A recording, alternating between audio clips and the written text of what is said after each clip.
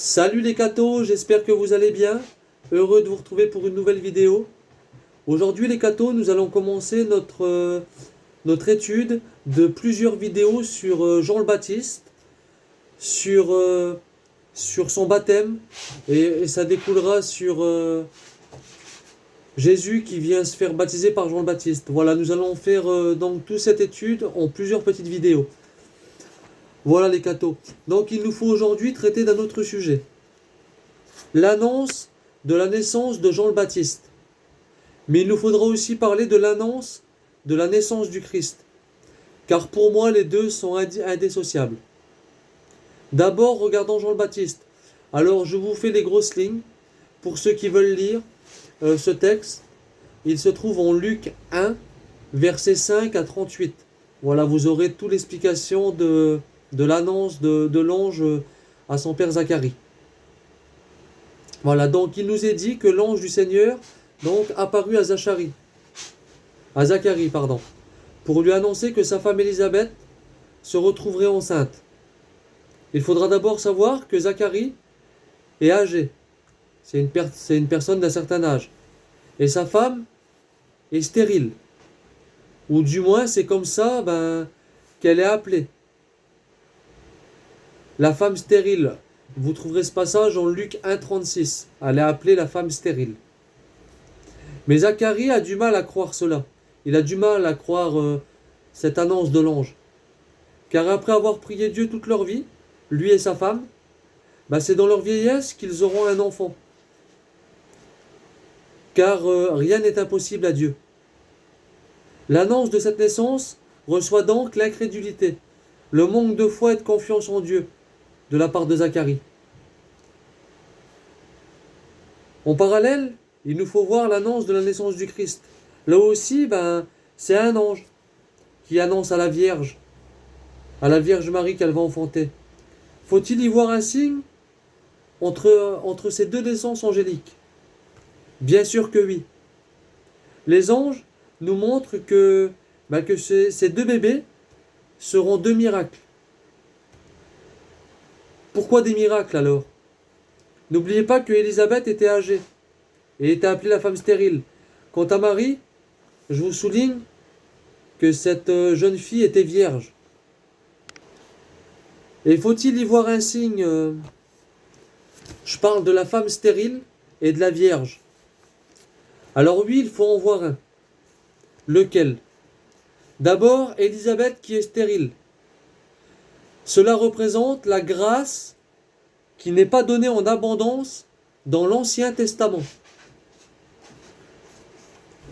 Pourquoi donc n'est-elle pas donnée en abondance?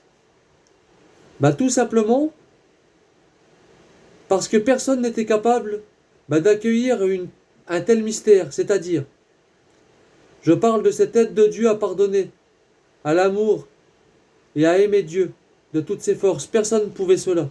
C'est pas possible. Il nous faut maintenant parler du mot vierge.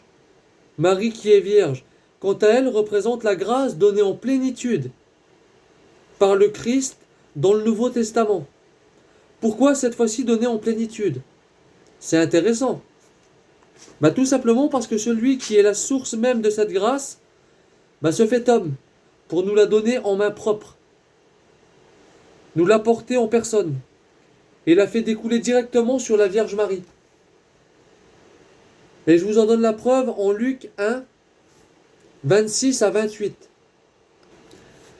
Voilà, vous trouverez ce passage plutôt en Luc 1, versets 28 à 30.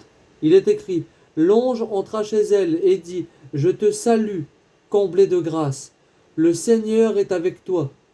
À cette parole, elle fut toute bouleversée, et elle se demandait ce que pouvait signifier cette salutation. L'ange lui dit alors: sois sans crainte, Marie, car tu as trouvé grâce auprès de Dieu.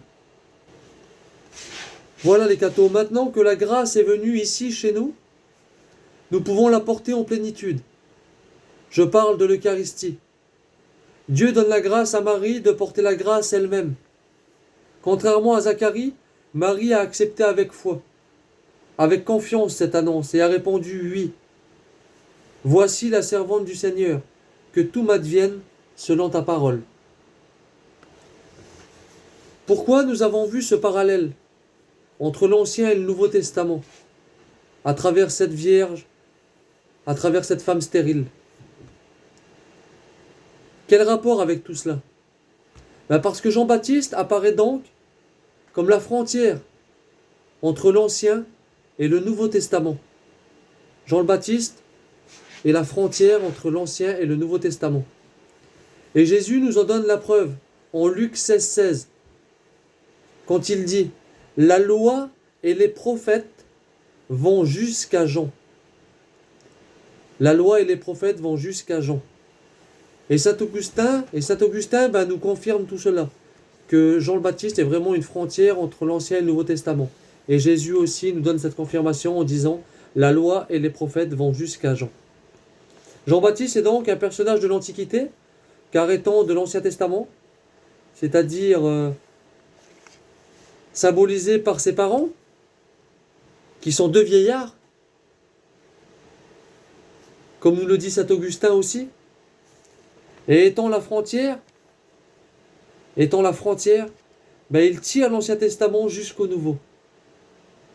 Voilà pourquoi je vous ai fait ce parallèle entre la naissance de Jean le Baptiste, plutôt l'annonce de la naissance de Jean le Baptiste et l'annonce de la naissance du Christ.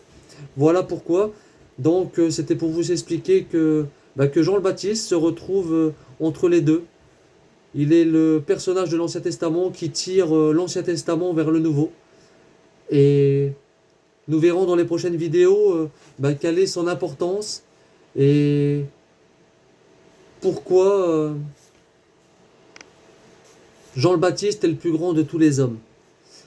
Voilà, j'espère que cette vidéo vous a plu. N'hésitez pas à vous abonner pour ceux qui ne l'ont pas encore fait, pour recevoir les prochaines vidéos. N'hésitez pas à vous partager les vidéos, n'hésitez pas à les partager, n'hésitez pas à mettre un petit pouce bleu pour que les vidéos ressortent. Et merci à tous ceux qui prennent le temps de les écouter. Voilà, que Dieu vous bénisse, et à plus les cathos.